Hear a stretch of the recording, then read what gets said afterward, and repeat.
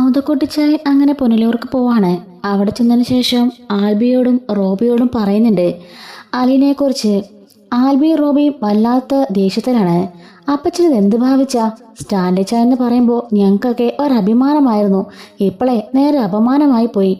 ഇങ്ങനെ അവിഹിതത്തിൽ ഒരു കൊച്ചുണ്ടെന്ന് ആരറിഞ്ഞു? ഇന്നവർ ഈ കഥകളൊന്നും ഞങ്ങൾ അറിഞ്ഞിട്ടില്ലല്ലോ. എടാ കൊച്ചനെ, നിങ്ങളന്ന് കുഞ്ഞാ.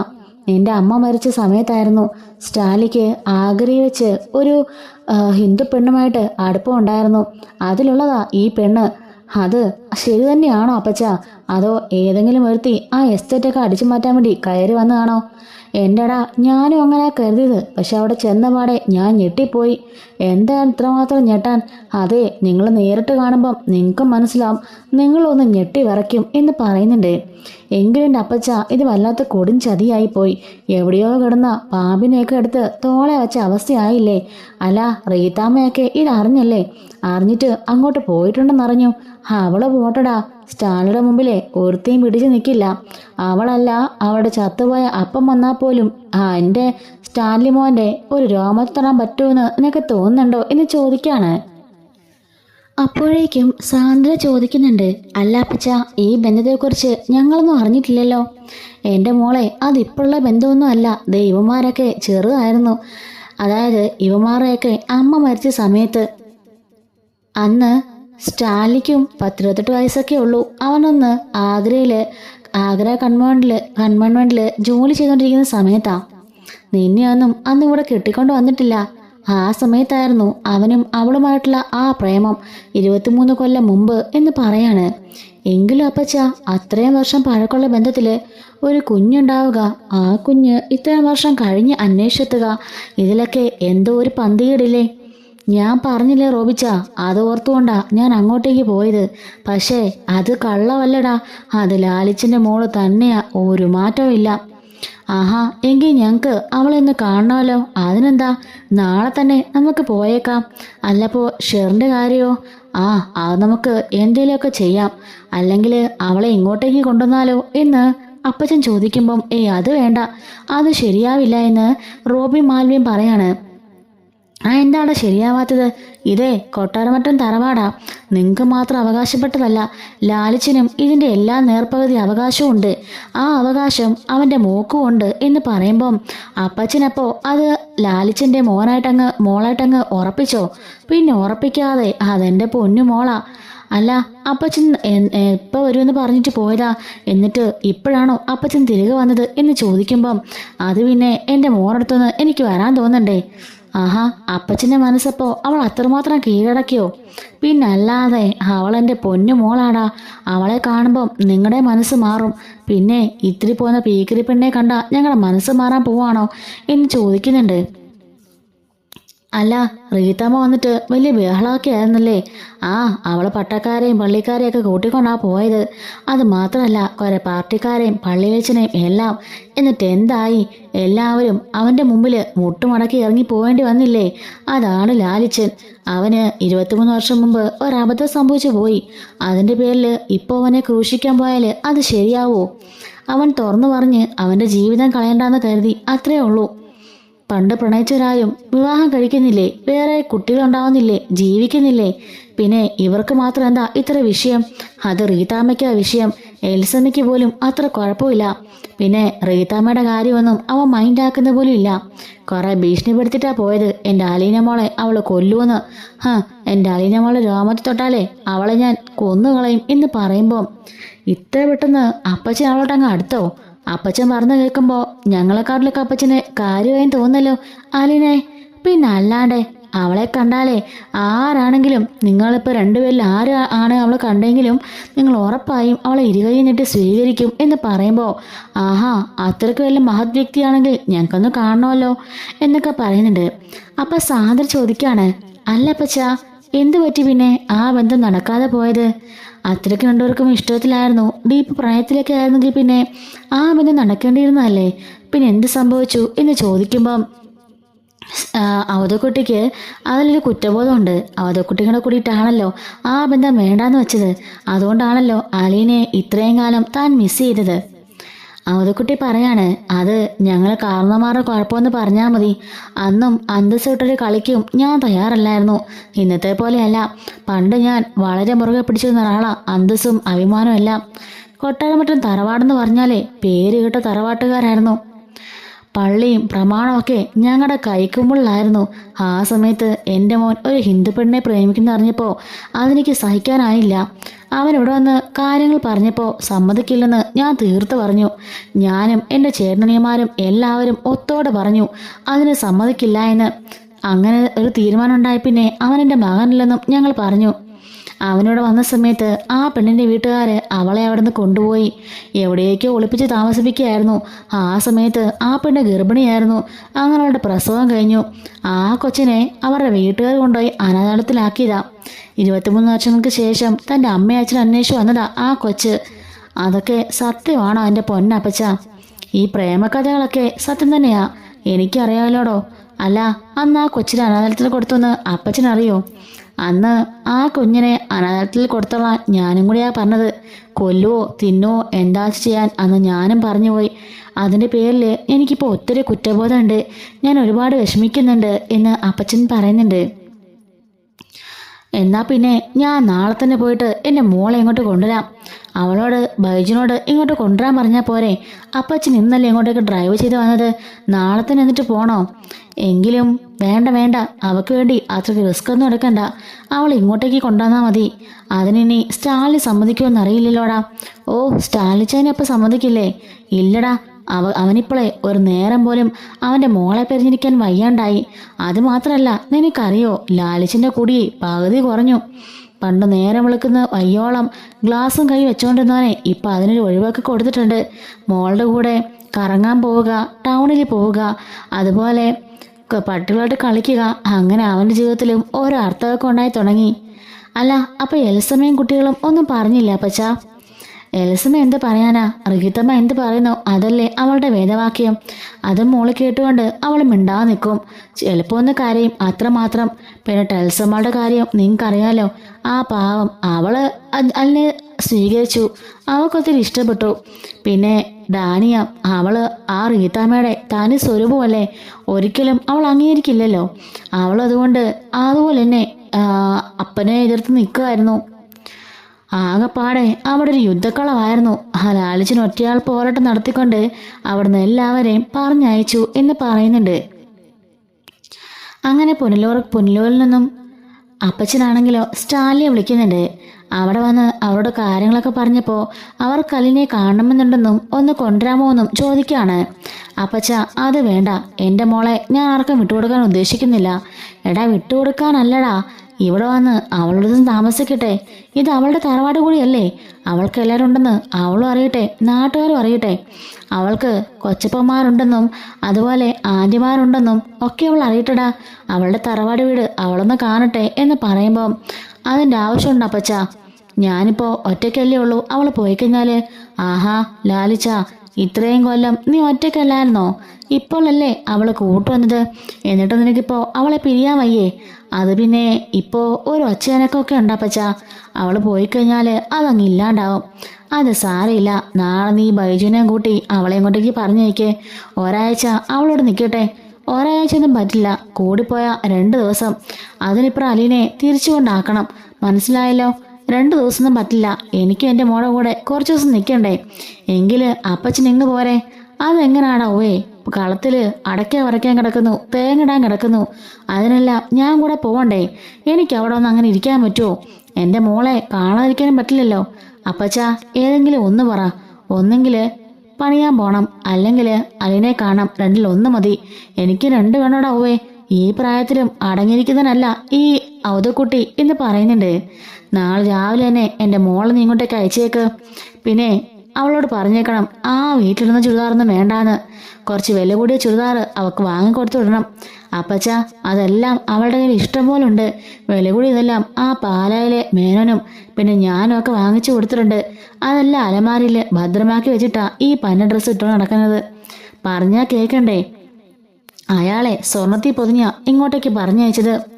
ഏകദേശം 10-15 പവൻ കാണും. അത്രയും സ്വർണ്ണം അണിയിച്ച അയാൾ ഇങ്ങോട്ടേക്ക് വിട്ടത്. എന്നിട്ട് അതൊന്നും ഇട്ടവിടെ ഇതുവരെ ഞാൻ കണ്ടിട്ടില്ല. എല്ലാം ഊരി അകത്ത് വെച്ചിട്ടുണ്ട്. ആർക്ക് വേണ്ടിയാണോ എന്തോ എന്ന് സ്റ്റാൻലി പറയുന്നുണ്ട്. ആ നീ എങ്കിലേ അതെല്ലാം ഇടിയിച്ച്, അല്ലെങ്കിൽ പുതിയ കുറേ വാങ്ങിച്ചു കൊടുക്കണ, എല്ലാം ഇടിയിച്ച് വേണം അവളെ ഇങ്ങോട്ടേക്ക് പറഞ്ഞയക്കാൻ എന്ന് പറയുമ്പോൾ ശരി ശരി എന്നും പറഞ്ഞ് സ്റ്റാൻലി മനസ്സോടെ ഫോൺ കട്ടാക്കുന്നുണ്ട്. അങ്ങനെ സാന്ദ്രയാണെങ്കിലോ അകത്തേക്ക് ഹസ്ബൻഡിനെയും കൂട്ടിക്കൊണ്ട് പോവാണ്. എന്താ റോബിച്ച ഇതൊക്കെ? എന്താടി? അല്ല, ഇനി അവക്കൂടി ഞാൻ വെച്ചു വിളമ്പണോ നിങ്ങളുടെ ഏട്ടൻ്റെ അവഹിത സന്തതിക്ക്? ഇപ്പോൾ ഇവിടെ തന്നെ നിങ്ങളുടെ അനിയനും പിന്നെ നിങ്ങളുടെ പെങ്ങളുണ്ടല്ലോ, അവളെയും പോറ്റി ഞാൻ മടുത്തു. നിങ്ങളുടെ അപ്പച്ചനെ ഒരു ജോലിക്കാരി പോലെയും കൊണ്ടുതരാൻ പറഞ്ഞിട്ട് നിങ്ങൾക്ക് പറ്റില്ലല്ലോ. എന്നിട്ടിപ്പോൾ അവർ കൂടി ഞാൻ വെച്ചു വിളമ്പണമായിരിക്കും അല്ലേ? എന്നെ കൊണ്ട് പറ്റില്ല. നീ എന്താടി ഇങ്ങനെയൊക്കെ പറയുന്നേ? അവൾ വന്ന പാടെ അവൾക്ക് വെച്ചുളമാനല്ല, അവളെ ഇവിടെ നിന്ന് പറപ്പിക്കാനാ നമ്മൾ പോണത്, അല്ലാതെ അവളെ കയറ്റി സൽക്കരിക്കാനില്ല. പിന്നെ എൻ്റെ അപ്പച്ചനും എനിക്കൊക്കെ വിളമ്പി തരുന്നത് നിനക്ക് ബുദ്ധിമുട്ടാണോ? ബുദ്ധിമുട്ടാണെന്നല്ല ഞാൻ പറഞ്ഞത്. എനിക്കൊരു കൈസഹായത്തിന് ഒരാൾ വേണം. ഞാൻ അവിടെ കിടന്ന് കഷ്ടപ്പെടുക. അവളുടെ കാര്യം അറിയാലോ, റാണിയുടെ കാര്യം. റാണീനെ നോക്കണമെങ്കിൽ ഞാൻ തന്നെ വേണം. എന്തൊക്കെ മരുന്നൊക്കെ കൃത്യസമയത്ത് കൊടുക്കണം, ഫുഡ് കൊടുക്കണം, ചില സമയത്ത് ഇറങ്ങി ഓടിക്കളയും. എല്ലാം നോക്കേണ്ടത് ഞാനല്ലേ? അതുകൊണ്ടല്ലേ പറഞ്ഞത്. നീ വിഷമിക്കാതെ, ഞാനൊരു അഡ്വർടൈസ്മെൻറ്റ് കൊടുത്തിട്ടുണ്ട്. അതുപോലെ കുറേ കമ്പനിയിലും പറഞ്ഞിട്ടുണ്ട്. നല്ല വിശ്വസ്തനായ ഒരു ജോലിക്കാരിയെ വേണ്ടേ? കിട്ടുമ്പോൾ തന്നെ ഇങ്ങോട്ട് കൊണ്ടുവരാം, നീ വിഷമിക്കാതെന്ന് പറയുന്നുണ്ട്. അങ്ങനെ സാന്ദ്രയ്ക്ക് അലീന വരുന്നതിനോട് ഒട്ടും താല്പര്യമില്ല. ഷെറിനെ അടച്ചുപൂട്ടി ഒരു മുറിക്കകത്തിട്ടിരിക്കുകയാണ്. ഷെറിന് ഏതു നേരവും ഇറങ്ങി ഓടാനും ഒക്കെ ഭാവിക്കും. എന്നാൽ സാന്ദ്ര അടുത്ത് മാത്രമേ കുറച്ചൊക്കെ ഒതുങ്ങി നിൽക്കുകയുള്ളൂ കേട്ടോ.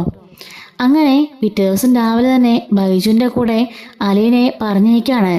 ആ സമയം സ്ട്രിക്റ്റായിട്ട് സ്റ്റാൻലി പറയുന്നുണ്ട്, അവിടെ പോയി കഴിഞ്ഞാൽ എന്നെ നാണം കെടുത്താനായിട്ട് ഓർഫനേജിൻ്റെ കഥകളൊന്നും ഇടയ്ക്കിടയ്ക്ക് പറയരുത്. പിന്നെ പഴയ ഡ്രസ്സൊന്നും ഇടണ്ട. അതുപോലെ ആ സ്വർണം മാത്രം ഇട്ടാൽ മതി. നല്ലൊരു കൂടിയ ഡ്രസ്സുകളും. അയ്യേ, ഒരു വീട്ടിൽ നിൽക്കുമെന്നാ കൂടിയ ഡ്രസ്സുകൾ? അങ്ങനെയൊക്കെ വേണം. നമുക്കൊരു വില കിട്ടണമെങ്കിൽ നമ്മുടെ ഔട്ട്ലുക്കിലും അത് വേണം. കണ്ടിട്ടില്ലേ, നമ്മുടെ ലുക്ക് വെച്ചാണ് ഒരാൾ നമ്മൾ അളക്കുന്നത്. നമ്മൾ ഇട്ടിരിക്കുന്ന വാച്ച്, ഡ്രസ്സ്, ചെപ്പൽ, അങ്ങനെ നമ്മുടെ മൊത്തത്തിലുള്ള ഔട്ട്ലുക്ക് ഒരാൾ നോക്കും. അങ്ങനെയാ നമുക്കൊരു വില വീഴുന്നത്. അതിനെങ്കിലും മനസ്സിലാക്കിക്കോ നീ. അവിടെ പോയിട്ട് ഞാൻ അനാഥയാണെന്നും അനാഥാലയത്തിൽ വളർന്നെന്നൊന്നും വിളമ്പാൻ നിൽക്കണ്ട. മനസ്സിലായല്ലോ? നീ സ്റ്റാൻലി ജോസഫിൻ്റെ മകളാ, അത് മാത്രം ഓർത്താൽ മതി. അല്ല പപ്പ, അവിടെ പോയി കഴിയുമ്പം അവിടെ പ്രശ്നങ്ങളൊക്കെ ഉണ്ടാവില്ലേ? പ്രശ്നമൊക്കെ ഉണ്ടാവില്ല എന്നൊക്കെ അവിടെ എൻ്റെ അപ്പച്ചനുണ്ട്. അപ്പച്ചൻ നോയിക്കോളും. പിന്നെ നിന്നെ ആരെങ്കിലും എന്തെങ്കിലും പറഞ്ഞാൽ ഞാൻ ആ സ്പോട്ടിൽ അവിടെ എത്തും. അങ്ങനെ എൻ്റെ മകളെ ആരും ഒന്നും പറയാൻ ഞാൻ സമ്മതിക്കില്ല എന്ന് പറയുന്നുണ്ട്. ശരി പപ്പ, പോയിട്ടാണെന്ന് പറഞ്ഞുകൊണ്ട് കാറിൽ കയറി അലീന പോവാണ്. ഈ സമയം പൗലോസ് അവിടെ നിന്നുകൊണ്ട്, ഹോ സമാധാനം, അവൾ പോയി. ഇനിയിപ്പോൾ എൻ്റെ സ്വന്തം അടുക്കളയാ. അവൾ ഇനി എപ്പോൾ തിരിച്ചു തരുമോ എന്തോ, വരാതിരുന്നാൽ മതിയാ ഈശ്വര എന്ന് പറയുന്നുണ്ട്. സ്റ്റാൻലി മനസ്സിലാണ് അലീനെ പറഞ്ഞേക്കുന്നത്. അലീന പോയ പാടെ സ്റ്റാൻലിയുടെ മുഖം ആകെപ്പാടെ മാറി. അയാൾ വീണ്ടും മുറിയിലേക്ക് പോയിട്ട് മദ്യപിക്കാൻ തുടങ്ങി. ഇത്രയും ദിവസം വീടിന് ഒരു ഒച്ചയനക്കൊക്കെ ഉണ്ടായിരുന്നു. അവൾ കുറച്ച് ദൂരത്താണെങ്കിലും കുറച്ച് ദിവസത്തിലാണെങ്കിൽ പോലും പോയത് തനിക്ക് സഹിക്കാനാവുന്നില്ല എന്ന് സ്റ്റാൻലി മനസ്സിൽ പറഞ്ഞുകൊണ്ട് അവിടെ ഇരിക്കുകയാണ്. ഇതേ സമയത്ത് പുനലൂരിലാണെങ്കിലോ ഔതുക്കുട്ടി കുറച്ച് ഇറച്ചിയും അതുപോലെ ഫിഷും പിന്നെ ചിക്കനും മുട്ടയും അങ്ങനെ കുറേ സാധനങ്ങൾ വാങ്ങിച്ചുകൊണ്ട് കൊടുക്കുകയാണ്. ഇതൊക്കെ എത്രയും പെട്ടെന്ന് കുക്ക് ചെയ്യാൻ പറയുന്നുണ്ട്. സാന്ദ്രയ്ക്കാണെങ്കിലോ നല്ല ദേഷ്യം വരുന്നുണ്ട്. ആ വീട്ടിലെ പണി മൊത്തം ചെയ്യണം, അതിൻ്റെ കൂടെ റാണിയെ നോക്കണം, അതായത് ഷെറിനെ നോക്കണം, എല്ലാവർക്കും വെച്ച് വിളമ്പണം, അതിൻ്റെ കൂടെ വരുന്ന അലീനെ കൂടെ സൽക്കരിക്കണം എന്ന് പറഞ്ഞപ്പോൾ സാന്ദ്രയ്ക്ക് അത് ഒട്ടും അങ്ങോട്ട് ദഹിക്കുന്നില്ല. മുറുമുറുത്തുകൊണ്ട് സാന്ദ്ര അതെല്ലാം ചെയ്തു വെക്കുന്നുണ്ട്. അപ്പച്ചനോട് മറുത്ത സാന്ദ്ര ഒന്നും പറയാറില്ല കേട്ടോ. അതുകൊണ്ടാണ് എല്ലാം ചെയ്തു വെക്കുന്നത്. ഉച്ചയോടുകൂടി അലീന അവിടെ എത്താറായി. അവധക്കുട്ടി ആകെപ്പാടെ എക്സൈറ്റ്മെന്റിലാണ്. സിറ്റൗട്ടിലൂടെ അങ്ങോട്ടും ഇങ്ങോട്ടും നടക്കുന്നുണ്ട്. അയാൾക്കാണെങ്കിലോ വല്ലാത്തൊരു സന്തോഷം. ഒരു മനസ്സിനകത്ത് പൂത്തിരി കത്തുന്നൊരു പ്രതീതിയാണ്. തൻ്റെ ചിന്നമ്മ തൻ്റെ വീട്ടിലേക്ക് വരുന്നു. 23 വർഷങ്ങൾക്ക് മുമ്പ് മരണപ്പെട്ടു പോയതാണ് തൻ്റെ ചിന്നമ്മ. അവളുടെ കാലുകൾ വീണ്ടും ഈ മുറ്റത്തേക്ക് എടുത്തു വെക്കാൻ പോവാ. അത് ഓർത്തുകൊണ്ട് അപ്പച്ചൻ ഇരിക്കപ്പുറതിയില്ല. ആബി റോബി സാന്ദ്രയൊക്കെ ചോദിക്കുകയാണ്, എന്താ അപ്പച്ച ഇതുവരെ ഇങ്ങനെ കണ്ടിട്ടില്ലല്ലോ? എടാ, എൻ്റെ കൊച്ചുമോൾ ഇപ്പോഴും എത്തുവടാ. എൻ്റെ അപ്പച്ച, അതിന് ഇത്രമാത്രം എക്സൈറ്റ്മെൻറ്റ് വേണോ? എങ്കിലും അപ്പച്ചൻ്റെ ഈ മാറ്റമാണ് ഞങ്ങൾക്ക് മനസ്സിലാവാത്തത്. എടാ അവളിങ്ങോട്ട് വന്നോട്ടെ, മാറ്റം നിങ്ങൾക്ക് മനസ്സിലാവും എന്താണെന്ന് എന്നും പറഞ്ഞുകൊണ്ട് അങ്ങോട്ടും ഇങ്ങോട്ടും നടന്നുകൊണ്ടിരിക്കുകയാണ്. അപ്പോഴേക്കും കൊട്ടാരമറ്റം തറവാട്ടിലേക്ക് ആ സ്റ്റാലിയുടെ കാറ് കടന്നു വരുന്നുണ്ട്. ദേടാ ദേ വന്നു, എൻ്റെ മോളെത്തിയടാ എന്നും പറഞ്ഞുകൊണ്ട് ഭയങ്കര സന്തോഷത്തില് മുറ്റത്തേക്ക് ഇറങ്ങാണ്. അപ്പച്ച പതിയെ അലച്ചല്ലേ വീഴണ്ട, നീ പോടാ വന്ന്, ഞാൻ അങ്ങനെ ഇങ്ങനൊന്നും വീഴില്ല എന്നും പറഞ്ഞുകൊണ്ട് പുറത്തേക്ക് ഇറങ്ങുന്നുണ്ട്. കാർ തുറന്ന് ബൈജു ഇറങ്ങാണ്. പുറകിൽ നിന്നും അലീനയുടെ ചെറിയൊരു ബാഗ് എടുക്കുന്നുണ്ട്. ഫ്രണ്ടിലത്തെ ഡോറ് തുറന്ന് അലീന ഇറങ്ങുന്നുണ്ട്. അലീനയെ കാണാൻ വേണ്ടി കാത്തിരിക്കുകയാണ് ആൽബി, റോബി, സാന്ദ്രയൊക്കെ. കാരണം അത്രയ്ക്കുമാണല്ലോ ബിൽഡേപ്പ് നമ്മുടെ മുത്തശ്ശൻ കൊടുത്തിരിക്കുന്നത്. ഇറങ്ങിയ അലീനയെ കണ്ട് ശരിക്കും ഞെട്ടുന്നുണ്ട് നമ്മുടെ ആൽബി, റോബിയും. അവർ അന്താളിച്ച് നിൽക്കാണ്. അപ്പോൾ ഇത്രയും നേരം അലീനെ പറപറപ്പിക്കുന്നവർ നിന്ന ആൽബി, റോബി ആണെങ്കിലോ ആ മുഖം കണ്ട് അന്താളിച്ച് നിൽക്കുന്നുണ്ട്. മോളെന്ന് പറഞ്ഞുകൊണ്ട് അപ്പച്ചൻ ഓടി ചെല്ലുന്നുണ്ട്. അപ്പച്ചാന്ന് പറഞ്ഞ് അലീനെ വന്ന് കെട്ടിപ്പിടിക്കാണ്. ബൈജു അപ്പോഴേക്കും ബാഗും കൊണ്ട് അകത്തേക്ക് കയറി വരുന്നുണ്ട്. മോളെ അലീന, ഇത് നിന്റെ കൊച്ചന്മാരാ. ആൽബർട്ടും റോബർട്ടും ആൽബി, റോബി എന്ന് വിളിക്കും. ഇത് നിന്റെ കൊച്ചമ്മന്ന് പറയാം.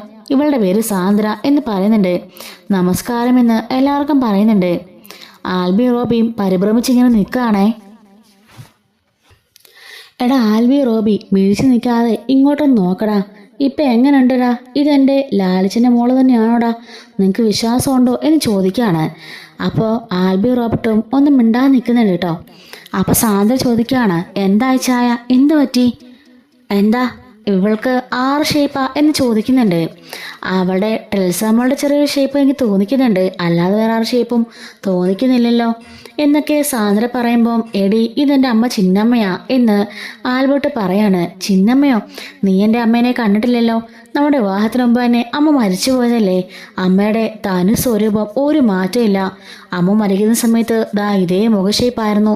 ഇത് തന്നെ പൊക്കവും വണ്ണവും മുടിയും ആ ചിരിയും എല്ലാം ഒരു മാറ്റവും ഇല്ല.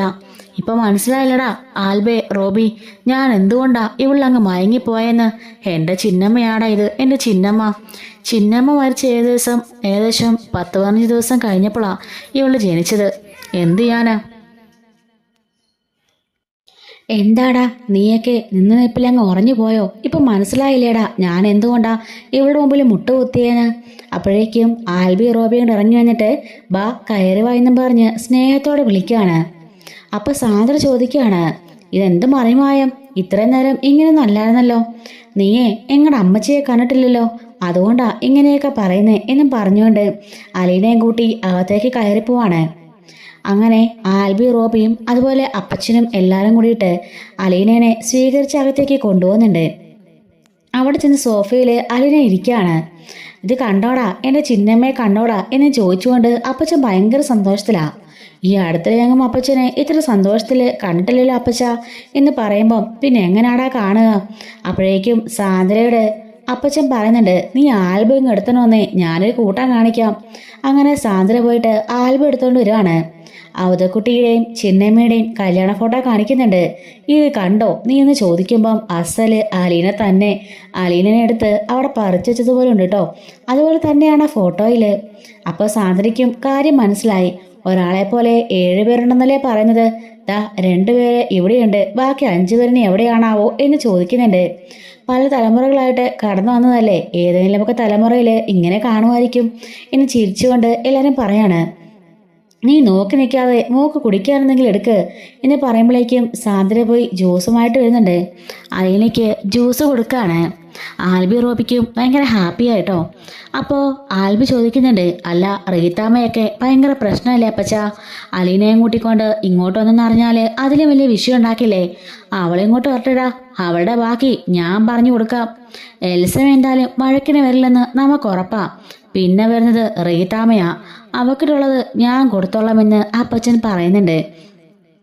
സാന്ദ്രയാണെങ്കിലോ അടുക്കള പോയിട്ട് മുറുമുറുക്കാണ്. എന്തൊക്കെയാണെങ്കിലും സാന്ദ്രയ്ക്ക് ഒട്ടും അങ്ങോട്ട് പിടിച്ചിട്ടില്ല. വേറൊന്നുമല്ല, തന്നെ ജോലി ചെയ്യണ്ടേ, അതുകൊണ്ടാണ് കേട്ടോ. ഇത്രയും പേർക്ക് വെച്ച് വിളമ്പണം, അതിൻ്റെ കൂട്ടത്തിൽ ഒരാളും കൂടി വന്നിരിക്കുന്നു. എല്ലാം കണ്ടത്തിൽ സാന്ദ്രയ്ക്ക് നല്ല ദേഷ്യം വരുന്നുണ്ട്. അങ്ങനെ ജ്യൂസ് കുടിച്ച് കഴിയുമ്പോഴേക്കും അലീനയോട് കഴിക്കാൻ വരാൻ പറയുന്നുണ്ട്. അങ്ങനെ അലീനയെ കൂട്ടിക്കൊണ്ട് അപ്പച്ചൻ ഹാളിലേക്ക് ഡൈനിങ് ടേബിളിലേക്ക് ചെല്ലാണ്. ആൽബി റോബിയും കൂടെ തന്നെയുണ്ട്. സാന്ദ്ര മോളെ അങ്ങോട്ട് വിളമ്പി കൊടുക്ക് എൻ്റെ കൊച്ചിന് എന്നും പറഞ്ഞുകൊണ്ട് വിളമ്പിക്കുകയാണേ. അങ്ങനെ എല്ലാ ഐറ്റവും വിളമ്പി കൊടുക്കുമ്പോൾ മതി അപ്പച്ച, എനിക്ക് മതി, മിക്കവാറും ഞാനിപ്പോൾ 10 കിലോ കൂടിയിട്ടുണ്ടാവും. കേണലിൻ്റെ വീട്ടിലെ ഫുഡും ഇവിടുത്തെ ഫുഡും കൂടെ പിന്നെ പറയണ്ട എന്നൊക്കെ പറഞ്ഞുകൊണ്ട് കഴിക്കുന്നുണ്ട്. അങ്ങനെ അലീന ഇതുവരെ എവിടെയായിരുന്നു? പാലിലെ കഥകൾ, അങ്ങനെ പല പല കാര്യങ്ങളും റോബി ആൽബിയും ചോദിച്ച് മനസ്സിലാക്കുന്നുണ്ട്. ബൈജനെ കുറിച്ചുള്ള കാര്യങ്ങളും ചോദിച്ച് മനസ്സിലാക്കാണ്. എങ്ങനെയാണ് സത്യങ്ങളെല്ലാം അറിഞ്ഞെന്നും ഇവിടം വരെ എത്തിയെന്നുള്ള കാര്യങ്ങളെല്ലാം അലീന പറഞ്ഞു കേൾപ്പിക്കുന്നുണ്ട്. സാന്ദ്രയ്ക്കും എല്ലാം മനസ്സിലാവുകയാണ്. ആ സമയത്താണ് ഷെറിന്റെ മുകളിൽ നിന്നും ബഹളം കേൾക്കുന്നത്. അവിടെ ആരാ എന്ന് ചോദിക്കുമ്പം അത് ലാലിച്ചന്റെ ഏറ്റവും ഇളയ സഹോദരിയാ. റാണിന്ന് ഞങ്ങൾ വിളിക്കും, പേര് ഷെറിൻ. അതെന്താ പൂട്ടിട്ടേക്കുന്നത് എന്ന് ചോദിക്കുമ്പം അവൾക്ക് ലേശം പ്രശ്നമുണ്ട് എന്ന് പറയുന്നുണ്ട് കേട്ടോ. ഓഹോ, അങ്ങനെയാണോ എന്ന് അലീന ചോദിക്കുകയാണ്. ഭക്ഷണമെല്ലാം കഴിച്ചു കഴിഞ്ഞിട്ട് സാന്ദ്ര പാത്രമെല്ലാം പറക്കിക്കൊണ്ടിരിക്കുകയാണ്. ഈ സമയത്ത് അപ്പച്ചനും മക്കളൊക്കെ ഇരുന്നിട്ടങ്ങ് പോയിട്ടോ. ടേബിൾ നിറയെ പാത്രം. അലിനൂടെ ഹെൽപ്പ് ചെയ്യുമ്പം അയ്യോ അത് വേണ്ട ഞാൻ ചെയ്തോളെന്ന് പറയുമ്പം അയ്യോ അതൊന്നും സാരമില്ല, ഇതൊക്കെ ഞാൻ ചെയ്യുന്നതല്ലേ എന്ന് പറഞ്ഞുകൊണ്ട് അലിനെ സഹായിക്കുകയാണ്. അപ്പോഴാണ് സാന്ദ്രയുടെ മുഖം ഒന്ന് തെളിഞ്ഞത്. നമുക്കാണെങ്കിലും അങ്ങനെയാണല്ലോ, വരുന്നവരൊന്ന് ഹെൽപ്പ് ചെയ്യുമ്പം നമുക്കും അത് വലിയൊരു റിലീഫല്ലേ. അങ്ങനെ അകത്തേക്ക് പോകുന്ന സമയത്ത് അലിന് ചോദിക്കാണ്, അല്ല ഇവിടെ ജോലിക്കാരികളൊന്നും ഇല്ലേ? ഒരാളുണ്ട്, രാവിലെ വരും, മുറ്റമാക്കാൻ തൂത്തുവാരി പെരയേക്കാൻ തൂത്തുവാരി അടിച്ചവരിട്ടങ്ങ് പോകും, വേറെ ജോലിക്കൊന്നും ആളെ കിട്ടാനില്ല. അല്ല അവരോടെന്നെ പറഞ്ഞാൽ പോരെ ഇവിടെ നിൽക്കാനായിട്ട്? അങ്ങനെ നിൽക്കില്ലെന്നേ, അവർക്കൊക്കെ വേറെ ഒരുപാട് സ്ഥലത്ത് ജോലിയുണ്ട്, ക്യാഷ് എക്സ്ട്രാ കൊടുക്കാന്ന് പറഞ്ഞിട്ട് പോലും അവർ നിൽക്കില്ല. കാരണം ഫുൾ ടൈം നിന്നാലേ ഇരട്ടി പണിയാണെന്ന് അവർക്കറിയാം. അവരിങ്ങനെ 5-6 വീട്ടിൽ പോയിട്ട് രാവിലത്തെ ജോലി തീർത്തിട്ട് പോയാൽ അവർ ഉച്ചയാകുമ്പോൾ വീട്ടിലേക്കില്ല. ഇവിടെ അങ്ങനെയല്ലല്ലോ, അതുകൊണ്ട് ആരും നിൽക്കാനില്ല, എത്ര കാശെല്ലാം കൊടുക്കാമെന്ന് പറയുന്നുമുണ്ട്. അങ്ങനെ പറഞ്ഞുകൊണ്ട് രണ്ടുപേരും അടുക്കളയിലേക്ക് ഇതെല്ലാം പറക്കി വെക്കുന്നുണ്ട്. അങ്ങനെ എല്ലാം റെഡിയാക്കിയിട്ട് പാത്രം കഴുകാൻ തുടങ്ങുകയാണ് സാന്ദ്ര. അങ്ങോട്ട് മാറി നിൽക്ക്, ഞാൻ കഴുകാം. അയ്യോ വേണ്ട വേണ്ട, അലീന കുഞ്ഞ് ഈ വീട്ടിലെ ഗസ്റ്റ് അല്ലേ, അങ്ങനെ ചെയ്യണ്ട, എങ്കിലേ നമുക്ക് രണ്ടുപേർ കൂടെ ചെയ്യാം. വർത്താനമൊക്കെ പറഞ്ഞ് ഇങ്ങനെ ചെയ്യുന്നത് എനിക്ക് വലിയ ഇഷ്ടമാണ്. ഞാൻ നേരത്തെ നിന്നത് പാലയിലെ വീട്ടിലാണ്, എൻ്റെ അനുജത്തിമാരുടെ കൂടെ. അവിടെ എൻ്റെ അമ്മയ്ക്ക് എന്നെ അറിയില്ലെന്ന് ഞാൻ പറഞ്ഞല്ലോ, പക്ഷെ എൻ്റെ അനുജത്തിമാരിൽ ഒരാൾക്ക് എന്നെ അറിയാം, അനിയനും ഉണ്ട് ഒരാൾ. ഞങ്ങളെല്ലാവരും കൂടി ഒരുമിച്ച് നിന്ന അടുക്കളയിലെ ജോലി. ഒരാൾ സബോള അരിയുമ്പം ഒരാൾ 2 പേരും കൂടി പാത്രം കഴുകും, ഒരാളപ്പോൾ ചിക്കൻ ശരിയാക്കും. അങ്ങനെ എല്ലാവരും കൂടി എല്ലാ ജോലിയും ഷെയർ ചെയ്യും. എന്ത് രസമാണെന്നറിയോ, അടുക്കള ഒരു ഉത്സവം പോലെയാ. അപ്പോൾ സാന്ദ്ര പറയാണ്, ഇവിടെ ഞാൻ മാത്രമേ ഉള്ളൂ. ശരിക്കും പറഞ്ഞാൽ വല്ലാത്ത മടുപ്പാ ചില സമയത്ത്.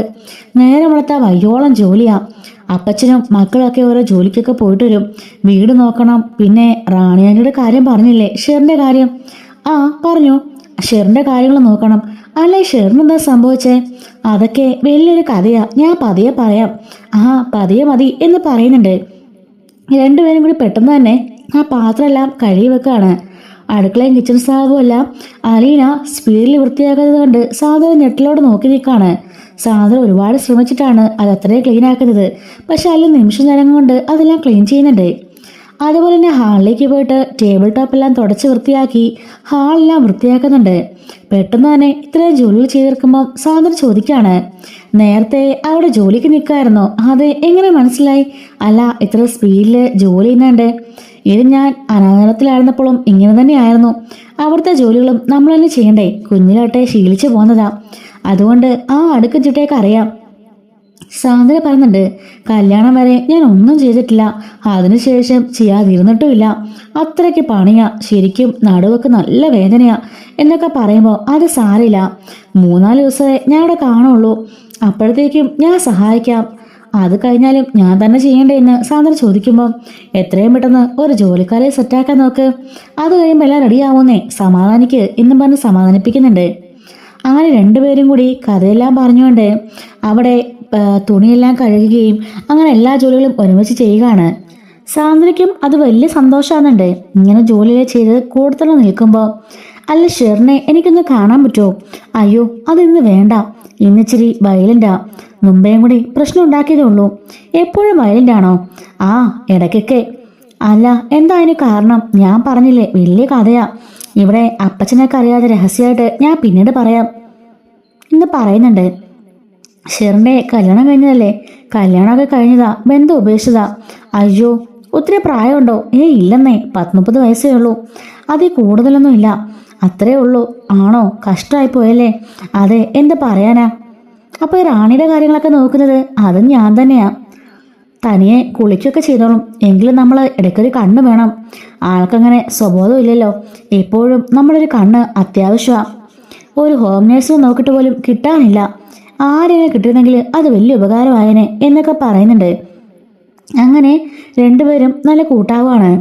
അങ്ങനെ പിറ്റേ ദിവസം അങ്ങനെ അന്ന് രാത്രിയിൽ സാന്ദ്ര അലിനിക്ക് കിടക്കാനുള്ള മുറിയെല്ലാം ഒരുക്കി കൊടുക്കുന്നുണ്ട്. അപ്പച്ചി വന്നിട്ട് ചോദിക്കുകയാണ്, എങ്ങനെയുണ്ട് മോളെ, എൻ്റെ വീടൊക്കെ ഇഷ്ടമായോ? പിന്നെ അല്ലാതെ, സത്യം പറഞ്ഞാൽ ഇന്നാ കുറച്ച് ശുദ്ധമായി ശ്വസിച്ചത്. അവിടെ പപ്പയും ആ ജോലിക്കാരും നായ്ക്കളും മാത്രം. ആകെപ്പാട് ഞാൻ വീർപ്പ് മുട്ടുമായിരുന്നു. ഇവിടെ വന്ന് കുറച്ച് മനുഷ്യരെ കണ്ടപ്പോഴാണ് സമാധാനമായത്. പിന്നെ സാന്ദ്ര ചേച്ചീനെ, കാരണം നമ്മൾക്ക് ഒരു പെണ്ണുണ്ടെങ്കിലല്ലേ സംസാരിക്കുമ്പോൾ നമുക്കൊരു ഉഷാറുള്ളൂ. എന്നും തുറന്നു പറയാൻ ഒരു പെൺകുട്ടിക്ക് ഒരു പെൺകുട്ടി തന്നെ വേണം. അതിന് ആരൊക്കെ ഉണ്ടെന്ന് പറഞ്ഞാലും അത് ശരിയാവില്ല അപ്പച്ച. ആ സാന്ദ്രമുള്ളോട്ട് കൂട്ടായില്ലേ? പിന്നെ ഞങ്ങളിപ്പോൾ നല്ല കമ്പനിയാ എന്ന് പറയുന്നുണ്ട്. അങ്ങനെ കിടക്കാനുള്ള സ്ഥലം ഞാൻ കാണിച്ചു കൊടുക്കുകയും രാത്രിയിൽ ഇരുന്നുകൊണ്ട് ഷെറിൻ്റെ കഥകളെല്ലാം നമ്മുടെ സാന്ദ്ര പറഞ്ഞു കൊടുക്കുന്നുണ്ട്. ഒരുപാടൊന്നുമില്ലെങ്കിലും ചെറുതായിട്ടൊക്കെ എന്താ സംഭവിച്ചെന്ന ഒരു സൂചനയൊക്കെ കൊടുക്കുന്നുണ്ട് കേട്ടോ. നാളെ എനിക്ക് റാണിയെ കാണാൻ പറ്റുമോ? പിന്നെ റാണീൻ്റെ കാണാനൊക്കെ പറ്റും, പക്ഷെ ഒത്തിരി അടുക്കണ്ട, ആള് ഡേഞ്ചറാ എന്ന് പറയുന്നുണ്ട്. അങ്ങനെ പിറ്റേ ദിവസം രാവിലെ ആവുകയാണ്. സാന്ദ്ര 7 മണിക്ക് എണീച്ച് വരുന്നതേ ഉള്ളൂ. അപ്പോൾ നോക്കുമ്പോഴേക്കും അടുക്കളയിൽ അലീന കുളി കഴിഞ്ഞ് ഇടിയപ്പം ഉണ്ടാക്കി മുട്ടയും കറി വെച്ചിട്ടുണ്ട്. അതുപോലെ മറ്റേ അടുപ്പിൽ ഇഡ്ഡലി ഉണ്ടാക്കി സാമ്പാറും ദോശയും റെഡിയാക്കി. അടുക്കളയാണെങ്കിലോ വെട്ടിത്തിളങ്ങിയിരിക്കുന്നു. സാന്ദ്ര കണ്ട് ഞെട്ടിപ്പോയി. ഇത്ര പെട്ടെന്ന് ഇതെല്ലാം റെഡിയാക്കിയോ? പിന്നെ ഞാൻ 5:45 മണിയാകുമ്പോഴേക്കും എഴുന്നേറ്റുണ്ടെ കുളിച്ച് ഈ ജോലി അങ്ങ് ആരംഭിക്കും. രാവിലത്തെ ബ്രേക്ക്ഫാസ്റ്റ് ആണല്ലോ നേരത്തെ കഴിക്കേണ്ടത്, അതുകൊണ്ട് അതാദ്യം ഉണ്ടാക്കും. കൂടെ തന്നെ കിച്ചണും ക്ലീൻ ചെയ്യും. അപ്പം അത്രയും പണി അങ്ങ് ഒതുങ്ങി കിട്ടും. ഞാൻ 7 മണിക്ക് എണീക്കാറ്. അതിനുശേഷം എല്ലാം ഉണ്ടാക്കി പറക്കി വരുമ്പം ഒരു 9:30 ആവും. ഇവിടെ ഉള്ളവർക്ക് അപ്പം കിട്ടിയാലും മതി. പിന്നെ എൻ്റെ അസൗകര്യമൊക്കെ അവർക്കും അറിയാവുന്നതുകൊണ്ട് വലിയ കുഴപ്പമില്ല. പിന്നെ ഇത് ശീലമാക്കണ്ട കേട്ടോ. 5 ദിവസം അല്ല നേരത്തെ ചെയ്തു കഴിഞ്ഞാലേ ഇവിടെ പിന്നെ ചോദ്യം വരും, നിനക്ക് എണീച്ചാൽ എന്താണെന്ന്. ഹാ ശരിയാ, അങ്ങനെ ഒരു മാറ്റർ ഉണ്ടല്ലോ അല്ലേ എന്ന് അലീന ചിരിച്ചുകൊണ്ട് പറയുന്നുണ്ട്. ചേച്ചി പോയി കുളിച്ചിട്ട് വാ, ഞാനപ്പോഴേക്കും ബാക്കി റെഡിയാക്കാം എന്ന് പറയുമ്പം സാന്ദ്ര കുളിക്കാനായി പോകുന്നുണ്ട്. കുളിച്ചു കഴിയുമ്പോഴേക്കും അലീന വീടെല്ലാം തൂത്തുവാരുന്നുണ്ട്. അയ്യോ ഇതൊന്നും ചെയ്യണ്ട, ഞാൻ ചെയ്തോളാം, ആ ജോലിക്കാർ വരുമ്പം അടിച്ചു തൂത്ത് വൃത്തിയാക്കിക്കോളും, അത് സാരമില്ലെന്നേ എന്ന് പറഞ്ഞുകൊണ്ട് അല്ല തൂത്തുറുമ്പോഴേക്കും ആ ജോലിക്കാർ എത്തി. അവർ വന്ന് എല്ലാ മുറിയും തൂത്തോടച്ചിടുന്നുണ്ട്. എല്ലാ മുറിയിലും വിരിയെല്ലാം മാറ്റി കട്ടിലെല്ലാം ക്ലീൻ ചെയ്തിടുന്നുണ്ട്. സാന്ദ്ര അതെല്ലാം കൊണ്ട് അലക്കാനിടുന്നുണ്ട്. അങ്ങനെ ബ്രേക്ക്ഫാസ്റ്റൊക്കെ കഴിച്ച് സന്തോഷമായിട്ട് തന്നെ അവർ ഓഫീസിലേക്കൊക്കെ പോവാണ്. അങ്ങനെ അന്ന് ഉച്ചയൊക്കെ ആയപ്പോഴേക്കും എനിക്കിനി ഷെറിനെ ആൻറ്റിയെ കാണാമെന്ന് ചോദിക്കുമ്പം അതിനെന്താ ബാ കാണാമെന്ന് പറഞ്ഞുകൊണ്ട് സാന്ദ്ര അവളെയും കൂട്ടി അകത്തേക്ക് കയറുന്നുണ്ട്. ഈ സമയം ഷെറിനാണെങ്കിലോ ഡെസ്കിൽ ഇങ്ങനെ മുഖം കൊന്നിച്ചിരിക്കുകയാണ്. ഷെറിനെ, ദേ നിന്നെ ഒരാൾ കാണാൻ വന്നിരിക്കുന്നു. അപ്പോഴേക്കും മോൾ തല ഉയർത്ത് നോക്കുകയാണ്. എനിക്കാരെയും കാണണ്ട, എൻ്റെ കുഞ്ഞിനെ കൊണ്ടേ കൊന്നവരല്ലേ എന്ന് ചോദിക്കുമ്പം അയ്യോ ഇത് അവരൊന്നും അല്ല, ഇത് നോക്കിയെന്ന് പറയുമ്പോഴേക്കും തിരിഞ്ഞു നോക്കുകയാണ്. കണ്ടപാടെ ഷെറിന് ഭയങ്കര ഇഷ്ടപ്പെട്ടു. ഓടി വരുന്ന വരവ് കണ്ടപ്പം സാന്ദ്ര ഞെട്ടുന്നുണ്ടെങ്കിലും വന്നലിനെ കെട്ടിപ്പിടിക്കുകയാണ്. കാരണം അവളുടെ ഉപബോധ മനസ്സിലാണെങ്കിലും അവളുടെ അമ്മയുടെ മുഖം അവൾക്ക് ഓർമ്മയുണ്ടല്ലോ. 23 വർഷം മുമ്പ് ചിന്നമ്മ മരിച്ചു പോകുമ്പോൾ നമ്മുടെ ഷെറിന് ഏകദേശം 10 വയസ്സങ്ങാണ്ട് പ്രായമുള്ളൂ കേട്ടോ, അതിൽ താഴെ മാത്രമേ ഉള്ളൂ. അന്ന് അമ്മയെ കണ്ടൊരു ഓർമ്മ അവൾക്കുണ്ട്. പിന്നെ ഫോട്ടോകളായിട്ട് അവൾ കാണുന്നുണ്ടല്ലോ. തൻ്റെ അമ്മയാണ് മുമ്പിൽ നിൽക്കുന്നതെന്ന് ഷെറിന് ഓർക്കുന്നുണ്ട്. അങ്ങനെ ഓർത്തുകൊണ്ട് അവളെ ഒന്ന് കെട്ടിപ്പിടിക്കുകയാണ്. അമ്മയെന്നും പറഞ്ഞുകൊണ്ട് കെട്ടിപ്പിടിച്ച് കുറേ ഉമ്മ കൊടുക്കുന്നുണ്ട്. സാന്ദ്ര പറയുന്നുണ്ട്, എന്തായാലും രക്ഷപ്പെട്ട അലീന, നിന്നെ ചിന്നമ്മയാണെന്നാ കരുതിയിരിക്കുന്നേ, സ്വന്തം അമ്മ, അതുകൊണ്ട് നീ രക്ഷപ്പെട്ടു, നിന്നെ ഉപദ്രവിക്കില്ല, അല്ലേലും എന്നെ ഉപദ്രവിക്കില്ല, ഇത് പാവമല്ലേ എന്ന് പറയുമ്പം പാവമൊക്കെയാ, ചില സമയത്ത് നല്ല അടിയും മാന്തമൊക്കെ കിട്ടും, അത് സാരമില്ല, ഞാൻ മാനേജ് ചെയ്തോളാം എന്നൊക്കെ പറയുന്നുണ്ട്. അങ്ങനെ അലീന ഷെറിനെയൊക്കെ മാനേജ് ചെയ്യുന്നുണ്ട്. 2-3-4 ദിവസം കഴിഞ്ഞു പോവാണ്. ഈ സമയത്തിനിടയ്ക്ക് പപ്പ വിളിക്കുന്നുണ്ട്. അതുപോലെ രേവതിക്കുട്ടി, മനു എല്ലാവരും കോളൊക്കെ ചെയ്യുന്നുണ്ട്. അങ്ങനെ അലീനനെ പുനലൂരിൽ നിന്നും കുളത്തുപുഴയ്ക്ക് കൊണ്ടുവരാനായിട്ട് സ്റ്റാലി പറയുമ്പം അവധക്കുട്ടി പറയാണ്, എടാ കുറച്ച് ദിവസം നിൽക്കട്ടെടാ, എന്നിട്ട് പറഞ്ഞേക്കാം. അപ്പച്ച ഞാൻ ഒരു കാര്യം പറയട്ടെ, അപ്പച്ചൻ നിന്ന് അവളെ ഇങ്ങോട്ട് വിട്. ഞാൻ പറഞ്ഞില്ലേ എൻ്റെ മകളായിട്ട് എല്ലാവരും അറിയിക്കുന്ന ഡിക്ലെയർ ചെയ്യുന്ന ഒരു ഫംഗ്ഷൻ ഉണ്ടെന്ന്, അത് ഞാൻ നാളത്തേക്ക് അറ്റൻഡ് ചെയ്തിരിക്കാം. അത് കഴിയുമ്പോഴേക്കും അവളെ അങ്ങോട്ടേക്ക് പറഞ്ഞേക്കാം. അതുകൊണ്ട് അവളെ ഇങ്ങോട്ടേക്ക് വിട് എന്ന് പറയുമ്പം ശരി ശരി എന്നും പറഞ്ഞുകൊണ്ട് അപ്പച്ചൻ തന്നെ നേരിട്ട് കൊണ്ടുവിടാൻ വേണ്ടി ഒരുങ്ങുകയാണ്. ഈ സമയത്ത് അവധക്കുട്ടി അലിനോട് വരാൻ പറയുന്നുണ്ട്. അവധക്കുട്ടിയുടെ മുറിയിലേക്ക് അലിന ചെല്ലുകയാണ്. ആ സമയത്ത് അവധക്കുട്ടിയുടെ അലമാര തുറന്നിട്ട് ഒരു പഴയ ഒരു പെട്ടിയെടുക്കുന്നുണ്ട്. എന്താ അപ്പച്ച ഇത്? ഇതെന്റെ ചിന്നമ്മയുടെയാ, ഇനി മുതൽ ഇത് നിനക്കുള്ളതാ. എന്താ അപ്പച്ച ഇത്? തുറന്നു നോക്ക്. അങ്ങനെ അത് തുറന്നു നോക്കുമ്പോൾ അതിൽ നിറയെ ആഭരണങ്ങളായിരിക്കും. അയ്യോ ഇതൊക്കെ എന്തിനാ എനിക്ക്? ഇതെന്റെ ചിന്നമ്മ അണിഞ്ഞിരുന്നതാ. മരിക്കാൻ നേരം അതെല്ലാം ഊരി എൻ്റെ കയ്യിലേക്ക് തന്നു. ഞാൻ അവളുടെ ഓർമ്മയ്ക്ക് വേണ്ടി ഇവിടെ സൂക്ഷിച്ചിരുന്നതാ. ഇതാർക്കും കൊടുക്കാൻ ഇന്നേ വരെ എനിക്ക് തോന്നിയിട്ടില്ല. എൻ്റെ മരണശേഷം കുട്ടികളെ വിധിച്ചെടുത്തോളെന്ന് ഞാൻ കരുതിയത്. പക്ഷെ അതിൻ്റെ യഥാർത്ഥ അവകാശി ഇന്നലെ ഇവിടെ എത്തിയത് അത് നീയാ, അതിൻ്റെ അവകാശി. ഇപ്പോഴെനിക്ക് മനസ്സിലായത് എന്തിനാ ഞാനത് സൂക്ഷിച്ചെന്ന്. എൻ്റെ മോക്ക് വേണ്ടിയാ. ദേ ഇത് മുഴുവനും എൻ്റെ മോക്കുള്ളതാ. അയ്യോ എനിക്കൊന്നും വേണ്ട. അങ്ങനെ പറഞ്ഞാൽ പറ്റില്ല. എൻ്റെ ചിന്നമ്മയ്ക്ക് ഞാൻ തരുന്ന സമ്മാന. എൻ്റെ ചിന്നമ്മ അണിഞ്ഞ ആഭരണങ്ങളാ. അതിനു മുതൽ നീ വേണം അണിയാൻ. ഈ കൊട്ടാരവട്ടം തറവാട്ടിലെ അടുത്ത ചിന്നമ്മ നീയാ, സ്റ്റാലി ജോസഫിൻ്റെ മകൾ. ഈ കൊട്ടാരമഠത്തിൽ അവധക്കുട്ടിച്ചായൻ്റെ കൊച്ചുമകൾ. നീയാണ് ഇതിൻ്റെ അവകാശി എന്ന് പറയുന്നുണ്ട്. അങ്ങനെ അത് വാങ്ങിച്ചിട്ട് അലീന അപ്പച്ചന് അനുഗ്രഹം മേടിക്കുകയാണ്. അങ്ങനെ അതും കൊണ്ട് നേരെ കുളത്തുപുഴയ്ക്കോട്ട് സ്റ്റാലിൻ്റെ അടുത്തേക്ക് അലീന പോണുണ്ട്. അലീന കയറി വന്ന പാടെ സ്റ്റാലിൻ്റെ അടുത്തേക്ക് ചെല്ലുന്നുണ്ട്. അപ്പോഴേക്കും കയ്യിലെ ആ പെട്ടി കണ്ട് ഇതെന്താണെന്ന് ചോദിക്കുന്നുണ്ട്. അപ്പോഴേക്കും ഇത് മുത്തച്ഛൻ തന്നതാ, വല്യപ്പച്ചൻ തന്നതാ.